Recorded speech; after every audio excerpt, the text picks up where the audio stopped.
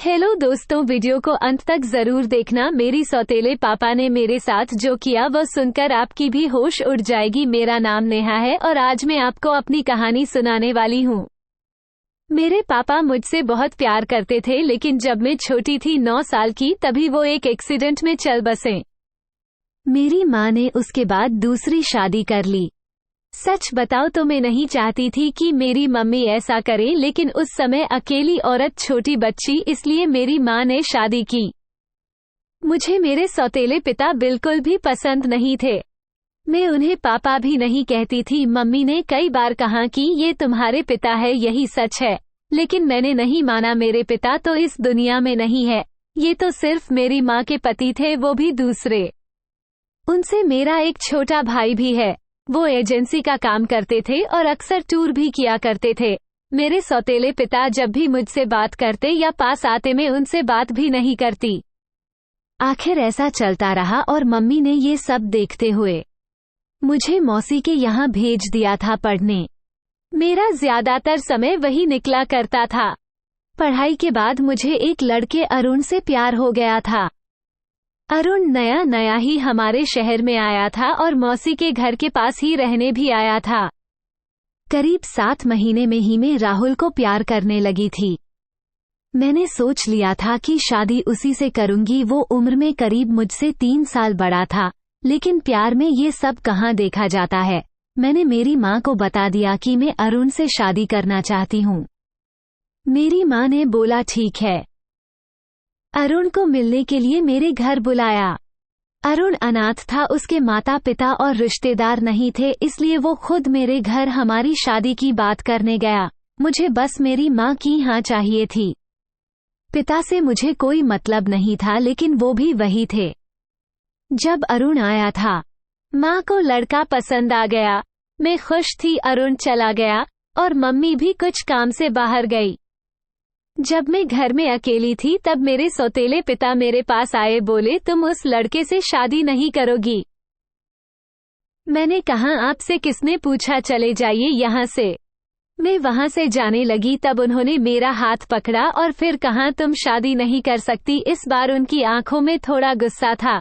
मैंने कहा मेरा हाथ छोड़िए और मुझसे दूर रहिए। मैं अपने कमरे में गई और दरवाजा बंद कर लिया। जब माँ आई तब मैंने कहा कि तुम्हारा पति मेरे साथ बदतमीजी कर रहा था। माँ ने कहा चुप रहो, कुछ भी उनके बारे में मत बोलो, वो हमेशा तुम्हारा भला सोचते हैं। मेरी माँ के आंखों पर तो जैसे पट्टी बंधी थी। माँ ने फिर रात में मुझसे बोला कि ये लड़का अरुण सही है, तो अच्छे से जान पहचान निकलवा लीना। मुझे समझ आ गया था कि उन्होंने इनके कान भर दिए। मैंने कहा कि खोट अरुण में नहीं है, तुम्हारे पति में। वो मेरी शादी नहीं होने देना चाहते। पता नहीं उनके दिल में क्या है, लेकिन मैं अरुण से ही शादी करूंगी। मेरा फैसला मेरी माँ अच्छे से जान चुकी थी, इसलिए हमारी शादी तय हो गई। शादी की तैयारियां होने लगी। मैं खुश थी। इस दौरान मैंने उनकी आंखों में अजीब से बेचैनी देखी। मुझे साफ दिखाई दे रहा था कि वो नहीं चाहते कि मेरी शादी हो। आखिर कौन बाप ऐसा सोचेगा, लेकिन वो पिता नहीं थे। आखिरकार शादी का दिन आ गया। सुबह मैं अकेले में अरुण से छत पर बात कर रही थी। जैसे ही मैंने फोन रखा, मेरे मुंह पर किसी ने पीछे से रुमाल रखा और मैं बेहोश हो गई। जब मुझे होश आया तब मैं एक कमरे में एक बिस्तर से बंधी थी। मेरा मुंह भी बंद था। मेरी शादी वाले दिन मुझे यहाँ कौन उठा कर लाया? थोड़ी देर बाद कमरे का दरवाजा खुला और सामने थे मेरे सौतेले पिता। उन्होंने मेरे साथ ये किया था, पर आखिर वो मुझे यहाँ क्यों उठा कर लाए? मुझे वो पसंद नहीं थे, लेकिन वो इस हद गिरे हैं, मुझे नहीं पता था। ऐसा तो मैंने उनके बारे में नहीं सोचा था। मैं यही सब सोच रही थी, तब वो बोले मैं तुम्हारी शादी उस लड़के से नहीं होने दूंगा। वो खाना लेकर आए थे। उन्होंने मेरा मुंह खोला। मैंने कहा कि क्या चाहते हो? तुम मेरी शादी से इतने परेशान क्यों हो? मुझे यहाँ बांध कर रखा है। यही है तुम्हारा असली चेहरा। मेरी आवाज तेज होती देख उन्होंने मेरा मुंह वापस बांध दिया। आज रात मेरी शादी थी और रात को मैं यहाँ इस कमरे में बंद हूँ। मेरे आंखों से लगातार आंसू निकले जा रहे थे। मैं सोच रही थी कि सारी गलती माँ की है जो इस आदमी से शादी कर ली। रात को फिर वो कमरे में आए। इस बार कमरे में आते ही कहा कि आज तुम्हारी शादी थी, लेकिन मैं नहीं चाहता था कि तुम उस लड़के से शादी करो। वो लड़का झूठा है, फ्रॉड है, तुम्हें धोखा दे रहा है। वो पहले से शादीशुदा है। तुम मेरी बात नहीं मान रही थी, इसलिए मैं तुम्हें यहाँ इस तरह लाना पड़ा, लेकिन तुम्हारे भले के लिए मैं कुछ भी करूँगा। मैं 2 साल पहले जब शहर के बाहर कुछ काम से गया था, तब मुझे ये लड़का होटल में एक लड़की के साथ दिखा था। मुझे इसलिए याद है क्योंकि वो लड़की मेरे जानने वाले दोस्त को जानती थी। उस समय उसने उससे बात की थी, तब भी वो चुप था और मुंह छिपा रहा था।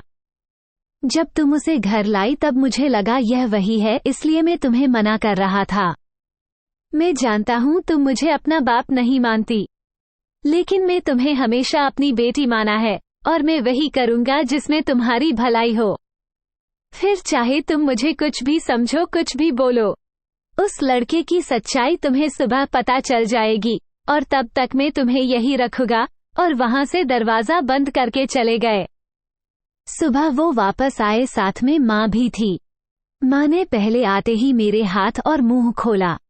मैंने मम्मी से कहा कि देखो इस आदमी ने क्या किया। अभी तक मुझे उनकी बातों पर रद्दी भर भी विश्वास नहीं था। लेकिन फिर दरवाजे से एक और औरत आई, उसके हाथ में एक छोटा बच्चा भी था। वो औरत बोली कि यह सही बोल रहे हैं, वो आदमी धोखेबाज है, उसने मुझे भी धोखा दिया। वो अनाथ नहीं है, उसके घर वाले भी है। मेरे सामने वो खड़ी, वो औरत, उसका बच्चा, मेरी माँ, इन सबको देखकर मुझे भी अब यकीन होने लगा था। मैंने उसी समय अरुण को फोन लगाया, लेकिन उसका फोन ऑफ था। शायद उसे भी पता चल गया था कि उसकी सच्चाई सामने गई। उसके खिलाफ अब जो भी कार्रवाई होगी वो पुलिस करेंगी। मेरे पिता उसके बाद भी मुझसे बात नहीं कर रहे थे। वो ऐसे ही रह रहे थे जैसे पहले, जैसे कुछ हुआ ही ना हो। 6 दिन बाद ही उनका बर्थडे था। मैंने पहली बार केक बनाया और उन्हें सरप्राइज दिया। उन्हें बोला हैप्पी बर्थडे पापा। मेरे ऐसा बोलते ही उनकी आंखों में आंसू आ गए। इतने सालों से दबा रखे थे शायद। बोले बेटा बस अब मुझे जिंदगी से कोई शिकायत नहीं, अब मुझे कुछ नहीं चाहिए। तुमने मुझे पापा कहा, बस इतना ही मैं सुनना चाहता था। तब मुझे समझ आया कि मैं कितनी कच्ची हूँ इंसान पहचाने में। घर में मेरे सामने मुझे इतना प्यार करने वाले पिता थे, उनका मैंने कभी सम्मान नहीं किया, और बाहर उस अरुण की झूठी बातों में आ गई। मेरे पिता ने ना सिर्फ मेरी लाइफ बचाई, बल्कि मुझे ये भी बताया कि मैं कितनी गलत थी। तो हेलो दोस्तों, आपको ये कहानी कैसी लगी अपना राय कमेंट में बताएं, और ऐसे ही अच्छी कहानी सुनाने के लिए हमारे चैनल को सब्सक्राइब जरूर करें। तो दोस्तों मिलते हैं फिर एक नए वीडियो के साथ, तब तक के लिए धन्यवाद।